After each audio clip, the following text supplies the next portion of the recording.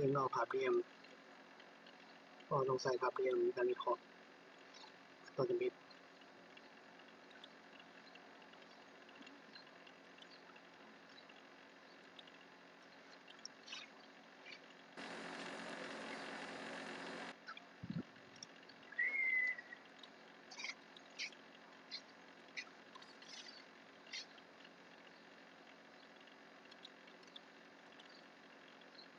ร้อน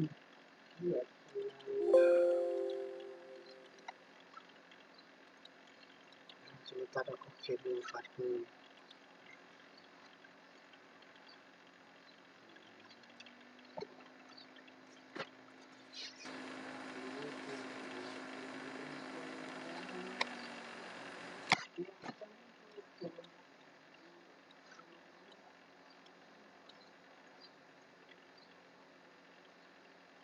จะดอกอะไร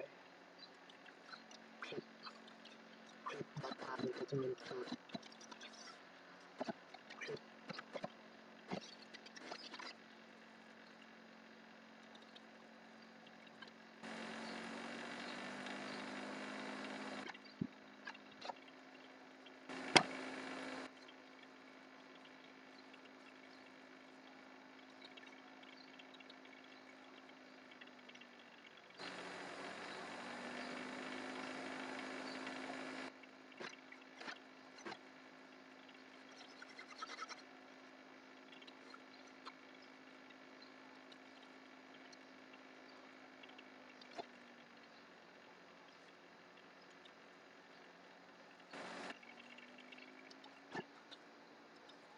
จะต้องเขียนนวลก่อนเดินไป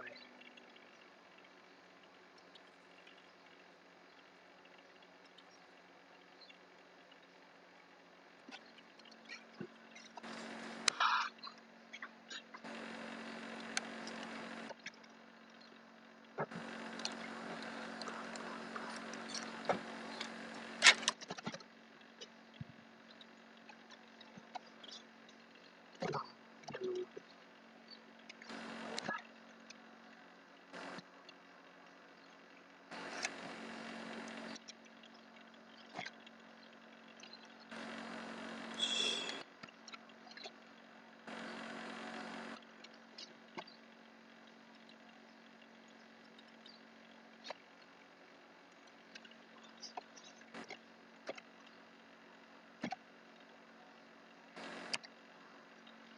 ดูดี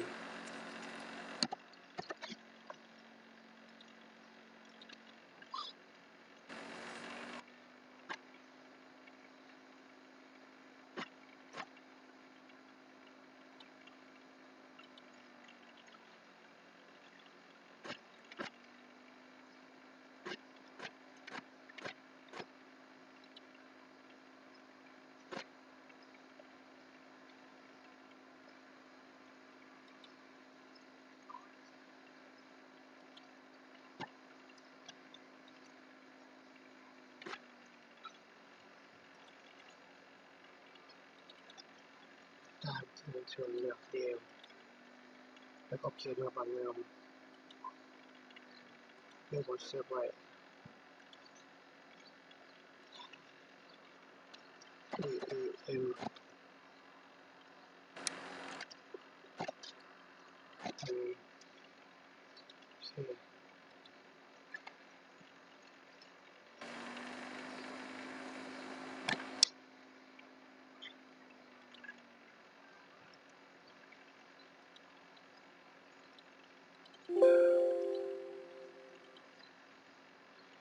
จะมีขอปริมาณน้ำกลก่อนของตัวเด็ด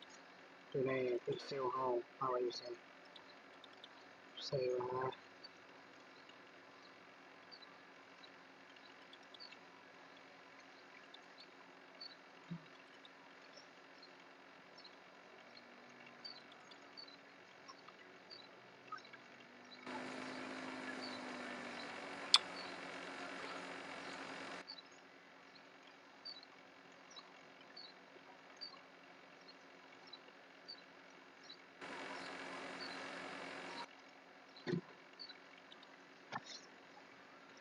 ไฟล์ as Data XY เข้ามาเปิดเบิ่งข้อมูลอยู่บนใดสี่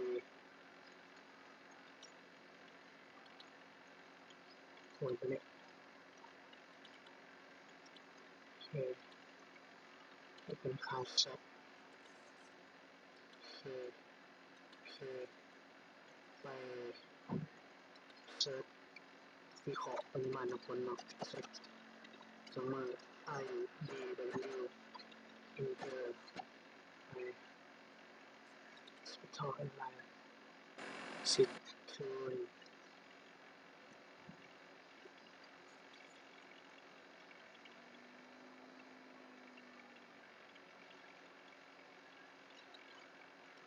y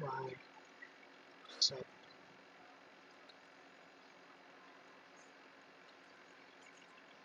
IDW โอเคเซฟ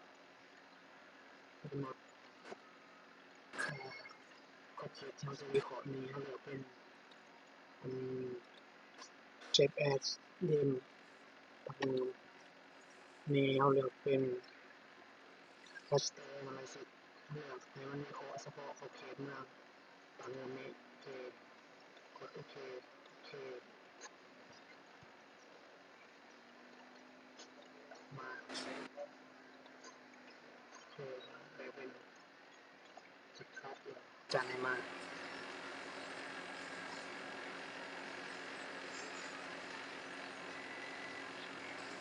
เป็น4 class G Typology Classify Cโอเคกันถ้าจะไป Reclassify ไปที่ Spectral Analysis Tool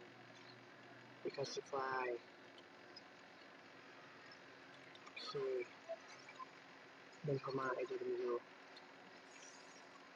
Follow เซตเป็น Reclassify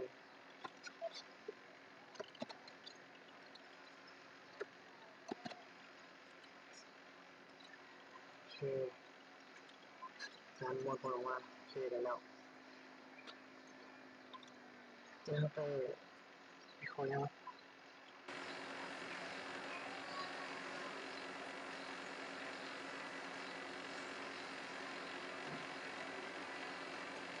สั้นสั้นเห็ดไปสโลป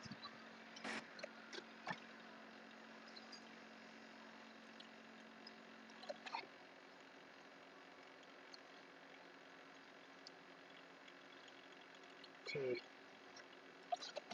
สโลป LOPE สโลปเอา LOPE เซตสโลปสโลป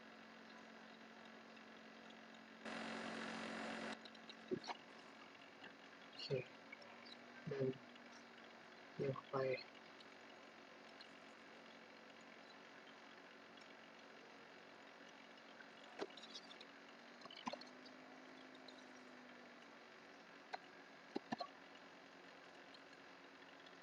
เปอร์เซ็นต์โอเค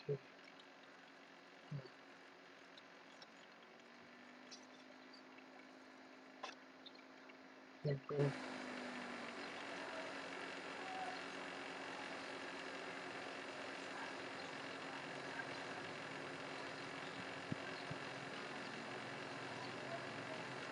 เป็น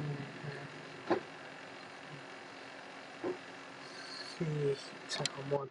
โอเค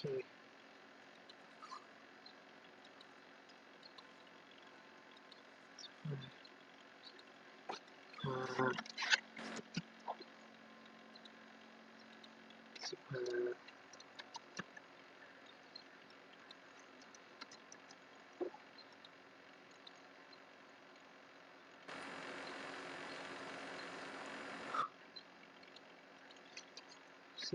15 12 โอ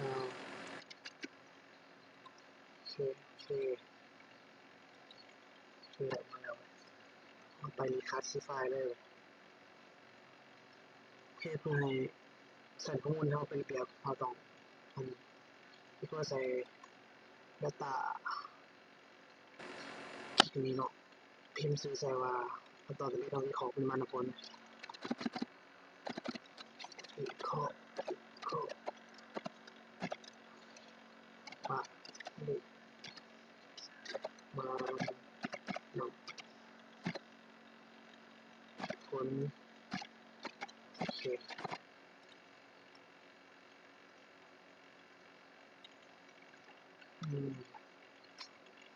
ก็จะไปรีคัสซิฟายเลยจะเอาอะไรคงละสั้นไปรีคัสซิฟายออกมาเลยสลบโอเค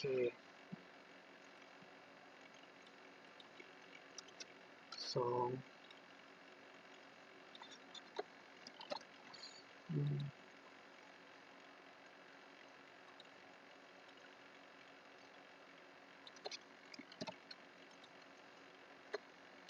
โอเคเซฟโอเ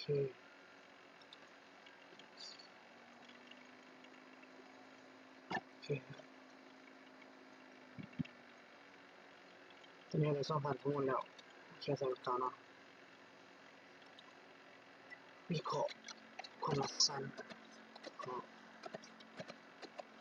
ว่า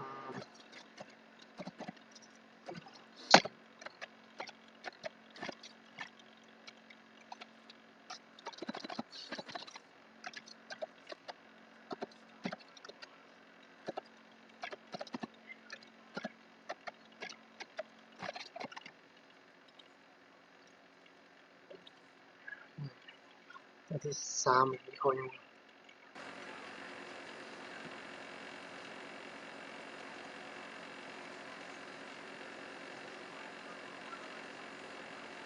เคสพื้นที่รับน้ำโอเคพื้นที่กับมือถอนเสร็จไปไฮโดรโลจีไกลฟิลดึงเดียมปากมันเข้ามาโอเคฟิล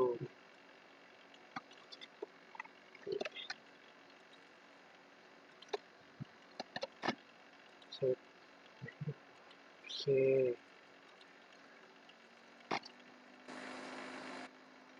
จะได้ฟิลเนาะโอเคแล้วไปวิเคราะห์ทิศทางการไหลสะสมของน้ำดึงฟิลเข้ามาที่เราวิเคราะห์อยากดึงเข้ามาให้เลือกบนเชฟ flow direction fill โอเค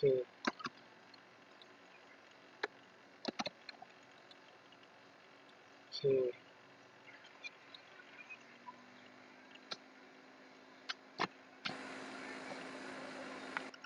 ตึ๊ดขึ้นมาโอเคจากนั้นไปเบสินเลยวิเคราะห์ขั้นตอนสุดท้ายขั้นตอนนี้ขั้นตอนวิเคราะห์พื้นที่เขตอาบน้ำจะเป็น3 3ขั้นตอนจึงจะจบสำหรับการวิเคราะห์ขั้นตอนนี้โอเคเสร็จตามมาคนออกมา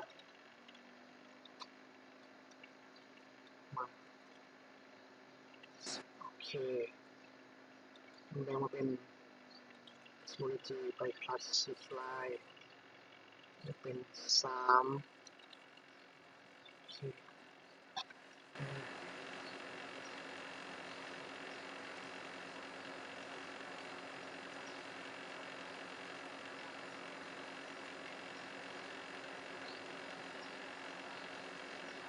มีทำตัวแมป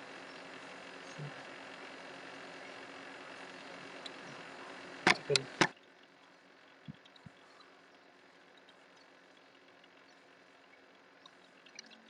4,000 2,000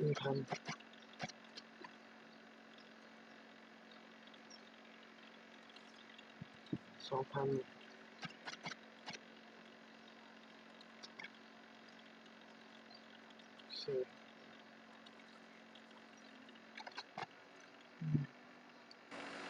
ไป Classify ออกมา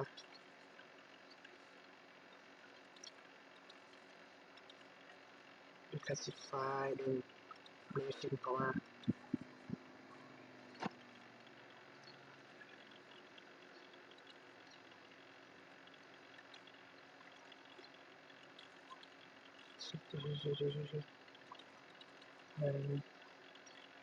ดึง blessing เข้ามา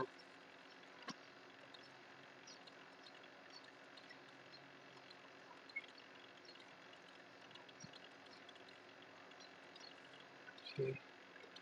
เดี๋ยววิเคราะห์ blessing ออกมาดึง relation โอเคเป็นอันทำงานเข้ามาแค่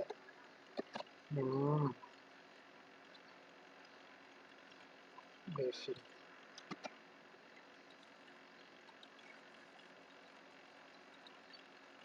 มา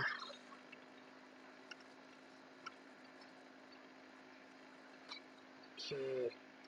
จะเป็น3 class ตามข้อมูลที่จะได้เราให้เป็น3 class เราเปลี่ยนเป็น3 class โอเคโอเคแล้วหลังจากนั้นไป reclassify ออกมา reclassify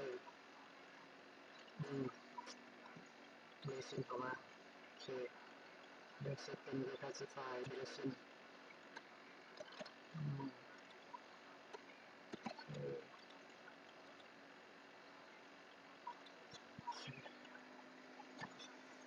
ขั้นตอนการวิเคราะห์พื้นที่เขตอำนาจมันแล้วสรุปไปแล้ววิเคราะห์พื้นที่เขตคือที่เขต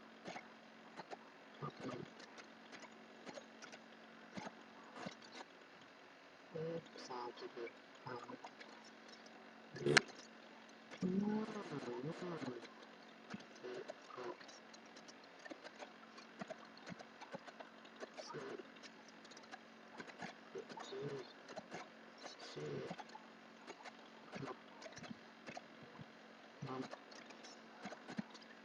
ต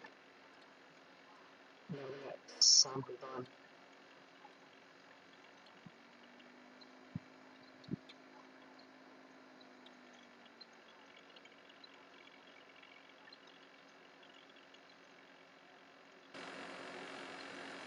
มาซ้ำ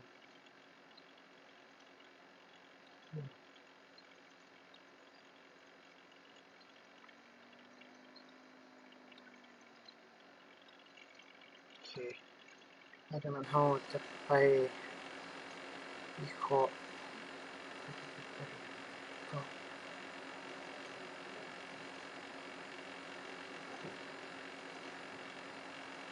ระดับความสูง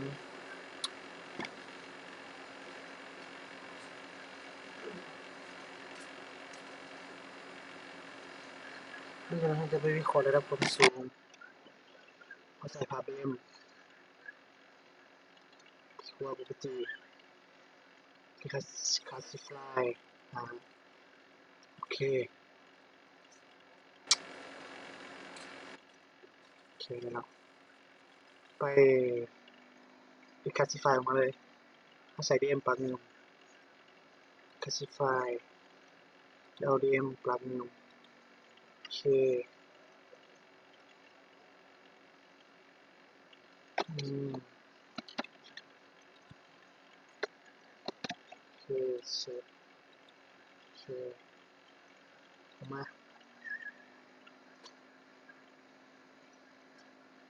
โอเค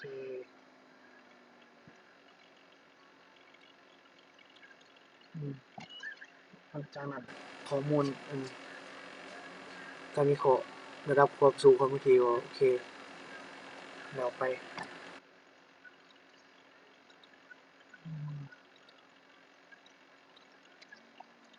ที่วิเคราะห์ระดับความสูงของพื้นที่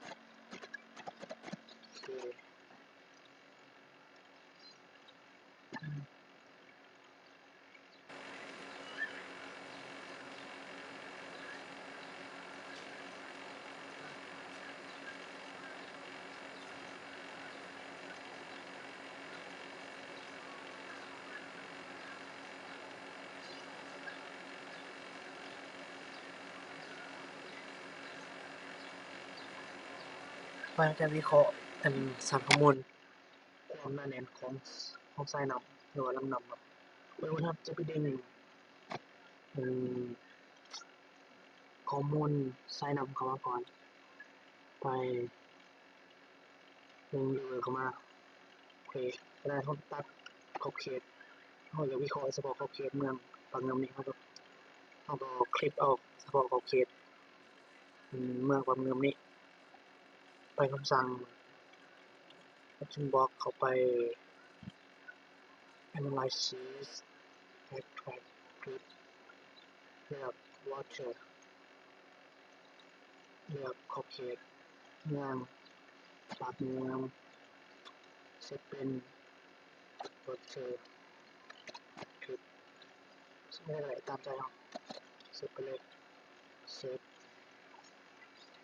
มันจะมาคนออกมาโอเคเอาเลยขอบเขตตามที่เราต้องการแล้วปิด water เป็นจริงเอาเฉพาะขอบเขตเท่านั้นแล้วจากนั้นเราจะไปที่คำสั่งที่เขียนscan ใช่ปะ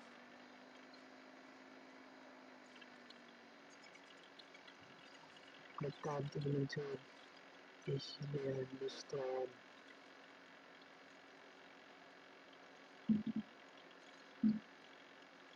spectral analysis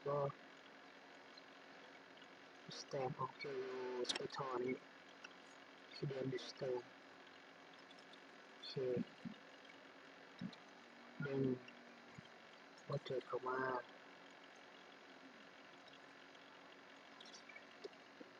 เซฟไว้เซฟไว้ตรงนั้นเป็นโน้ตโอเคที่มันจะวิเคราะห์ไป using ไปเป็น cpat กับเมืองโอเคเปลี่ยนจะเป็นภาพเดิมธรรมดา search โอเคไป distance ไปใส่เลย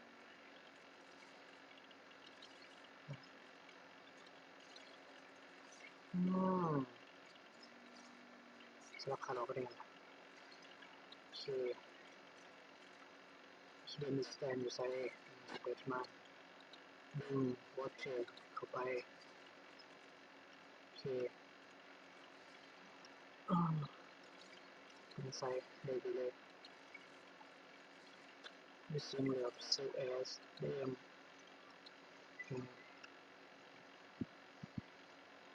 จะเป็นตัดเงินดีๆโอเคโอเคโอเคมาออกมาโอเคแล้วไปแบ่งเป็นอะไรวะ3 คลาสต่อ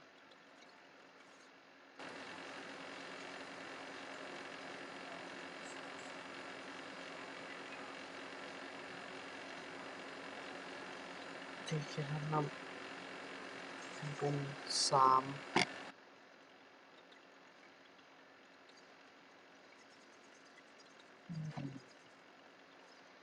โอเคไป classify ออกมาเลย classify ออกมาเลยที่เรียน stand เรียนเร็ว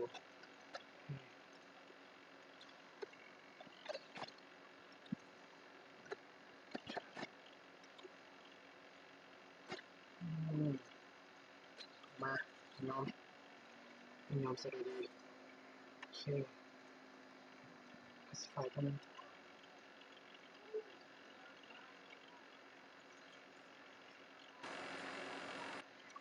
แต่เข้าใจครับสำหรับคนฟังมันมีข้อการวิเคราะห์คือข้อความมา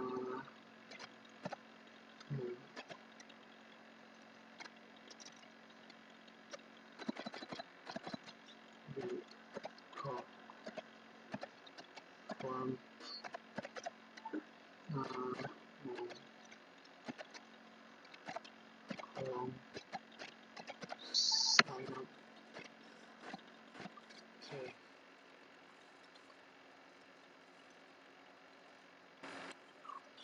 มาจากกันตอนนี้ไปแมนการวิเคราะห์นะ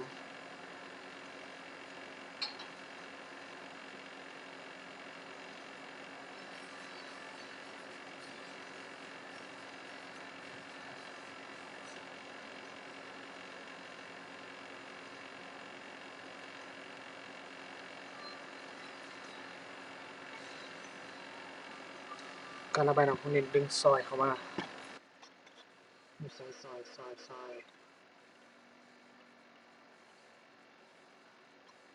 อยโอเค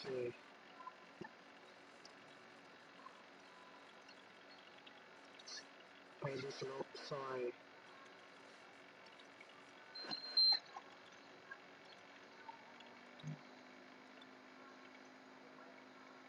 ดูสโลป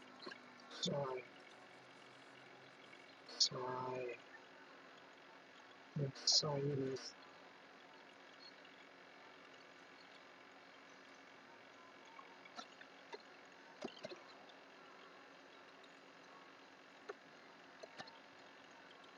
โอเคโอเค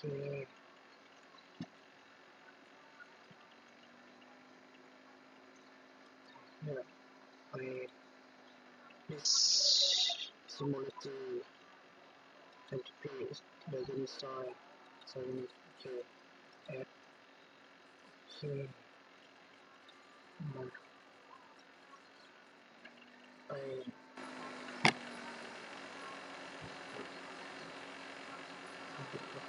ก็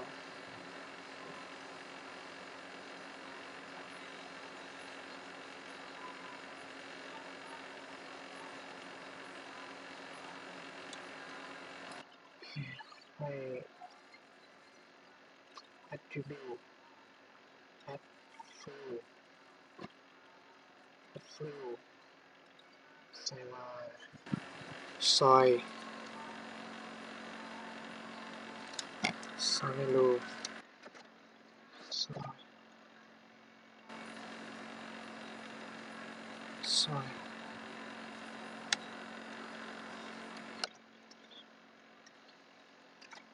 เลย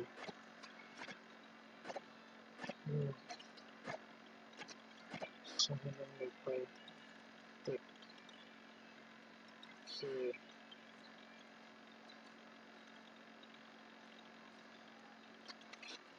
เมื่อ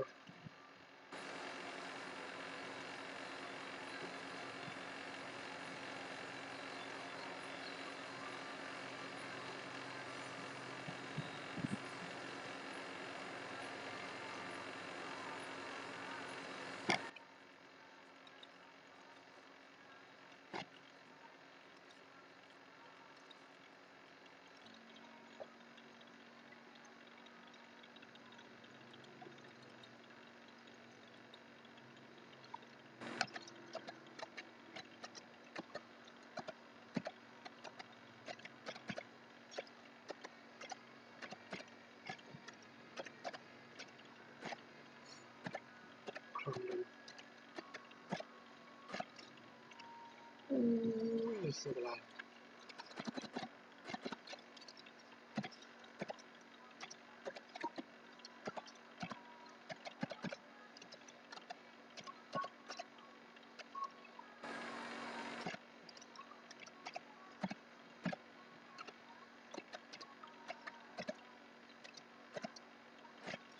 ดูโอเค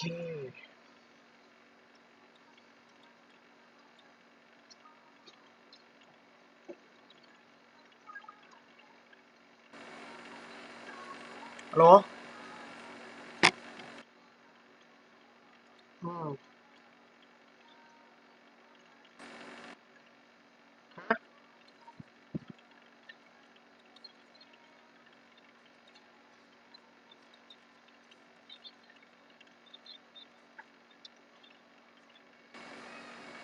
เด้อเอาไปอันนั้นนะลืมแล้วมื้อเช้าเนี่ยเบิ่งนำวิดีโอแล้วบ่เข้าใจเลยว่า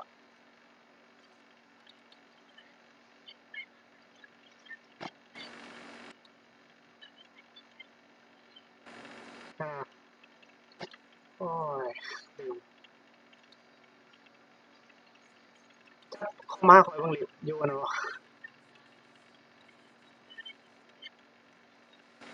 บ่บอกนะถ้าเอามาคอมมาพี่สิบ่บอกอยู่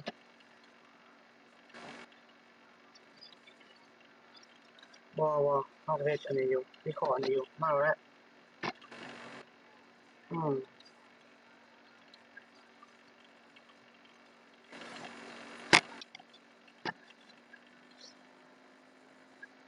โอเค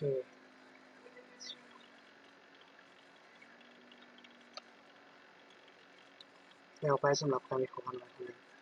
ต่อไปอาจจะไม่รู้เลยโอเค